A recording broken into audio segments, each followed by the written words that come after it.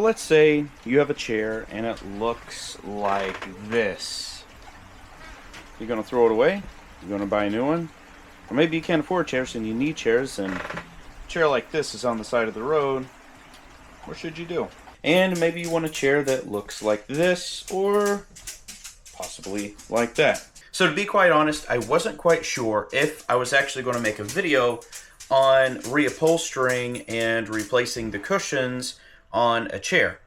Well, the fact of the matter is, I'm going to make one because it's so simple and it's so easy, but yet a lot of people can't get over the fear factor of just doing a project because maybe they just haven't seen it done. So in this video, I'm not going to do it in my shop. I'm not going to build anything complicated. I'm just going to reupholster and replace the cushioning in a chair, and maybe that'll build some confidence that you can do it. I'm going to do it right here in my kitchen with basic tools, and maybe that'll help you build your confidence that you can save your chair. Or you can pick up a chair on the side of the road, and if you'd like to put new stuff on it to renew it and use it, maybe that's what you can do. I have 8 kids. Buying a lot of chairs is very expensive. And we still got to buy food. So what am I going to do?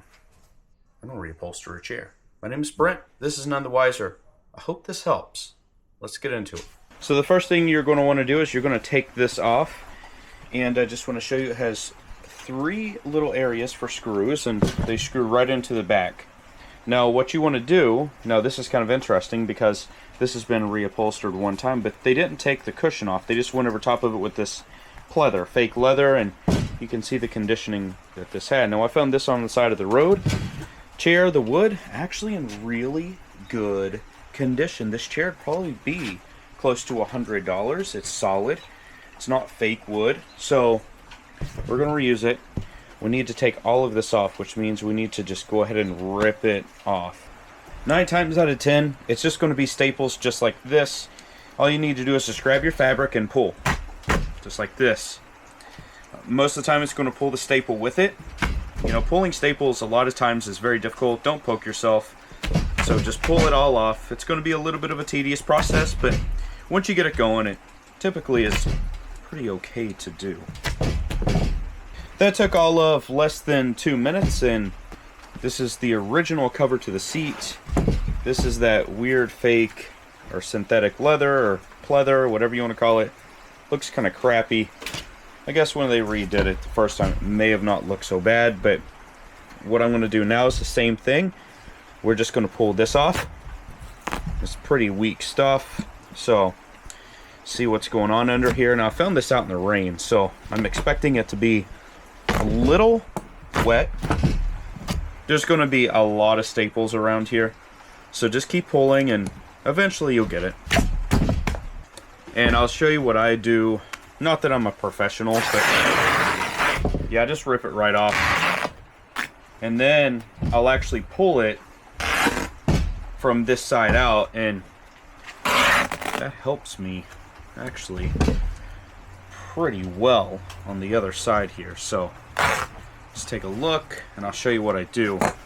So now that you can get a good firm grip on this just like this, and I'll just pull. And look at that. A lot easier this way. A little more leverage. Watch your hands. Do not get a staple in your hand. It'll suck. There you go. Alright, so we got all the fabric off, and here's the padding right there. So I'm actually going to leave this on top of the padding to protect the chair. Now notice I'm doing this outside.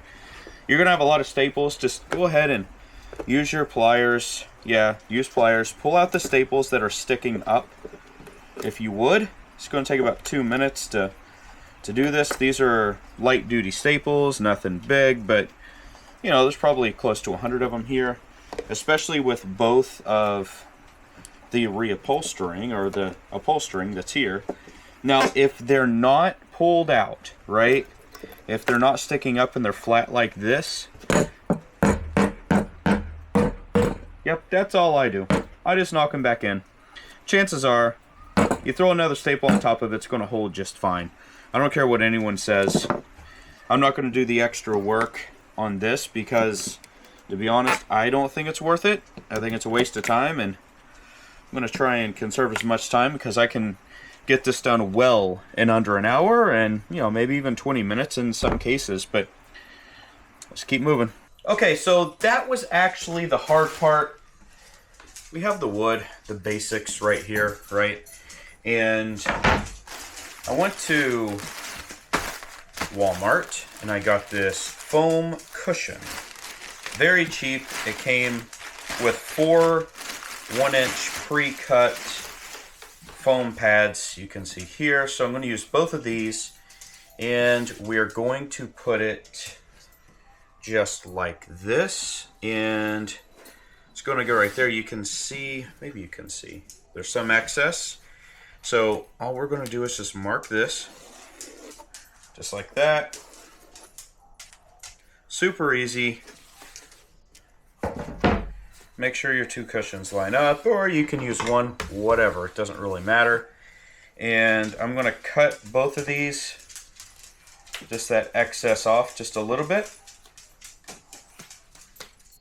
It shears pretty good. I find that using scissors, you don't even need heavy duty scissors, but I find it works a lot better on foam than a knife. Alright, so that's all that is. Now, while I was at the good old Walmart, Home Depot, I picked up some fabric. I liked this fabric right here. This seemed to do the job, and it's pretty resilient, it's pretty tough. So, how I do this, and listen, I'm not a professional, like, at all. In this, I know Martha Stewart or whoever does all this stuff. My sister's probably a lot better. But I can build you a house. I can rebuild an engine. I can reupholster seats. I can build just about anything. So I figured, yeah, I can figure this out, walk my way through it. Alright, so I have this, and I'm leaving myself a little bit of space because I need to fold it and I got to staple it down. So I've got about 4 inches on all sides. I'm going to lay this right on top, just like so. And you want your foam, if you look at the front, you want your foam to be proud of the face of the board because you want it to roll up and over. And maybe I'll pick this up. You want it to roll up and over, that way whenever your legs hang over, that they have a little bit of cushion and you're not hitting the edge of the board, which, you know, makes a lot of sense. So I'm going to put a little bit of extra padding on the front up here too, just to help the cause, just like so. So that'll help a little bit more cushion. So whatever I cut off, I'm just going to put right back up there. Make sure it's folded. Now, I'm just going to cut the perimeter all the way around.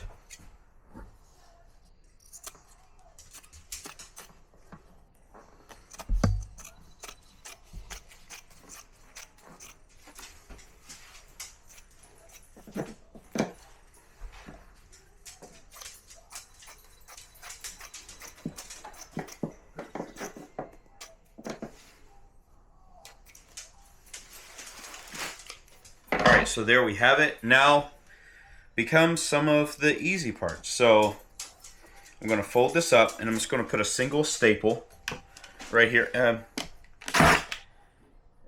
so I'm going to put it there just to hold it. And I'm going to go to the opposite. Well, actually I'm going to make sure that I make all the lines straight through here.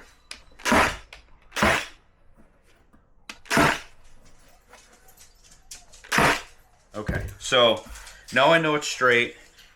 Now I'm going to do a little bit of the front, but I'm going to put some pressure here as I fold it, just like so. And you do want to make it tight because when you sit down, you're going to move around.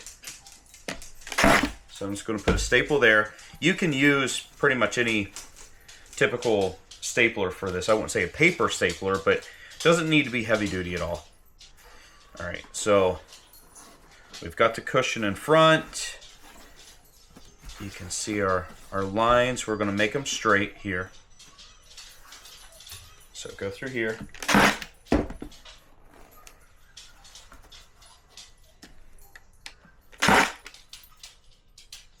All right, and I'll show you what I do with the corners. All right, gotta make it tight as much as possible. Try and make your line straight. All right. Ow! Nah, I'm just kidding. I got you.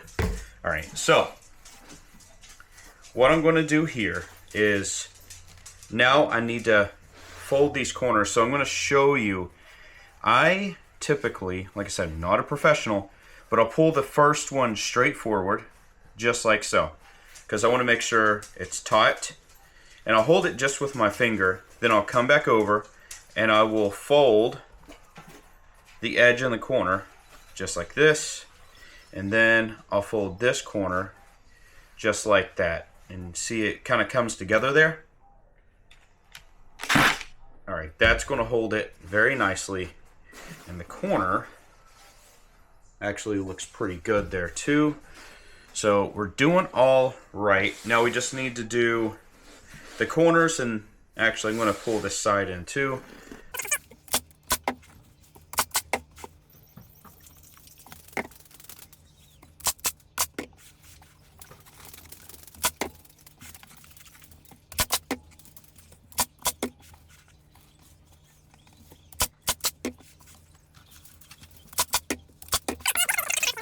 But that's your cushion. It's actually pretty nice. So now all we need to do is just go connect it to the chair and we're pretty much done. I usually just leave the cushion just like that. Just take the chair on a counter, just lay it right on top, make sure it's centered as it was. So you want everything to line up through here. Now it came off one way on the wood and it's going to go back. You just got to make sure it's centered. Now I have 3 screws that hold this down. So we're going to screw those in. And this just takes just about 30 seconds to do. It's pretty easy. And these are maybe 1/2 inch screws. Very typical, easy.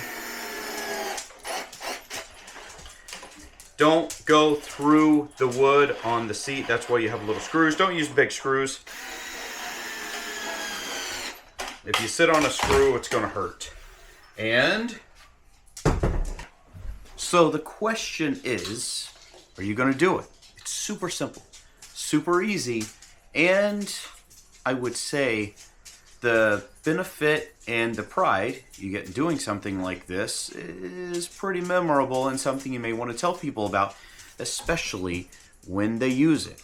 My name is Brent. This is None the Wiser. I hope it was helpful. I know it was simple, but it is kind of cool to do these things, and you got to start somewhere.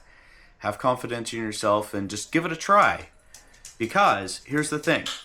You got to take some risks. Even if you fail, learn from your mistakes and pass on the solutions to the next generation. Until next time, take care. Where are you headed? Carry me back to Tennessee. Oh, I got a little girl who's been waiting. Promised that she'd marry Mr.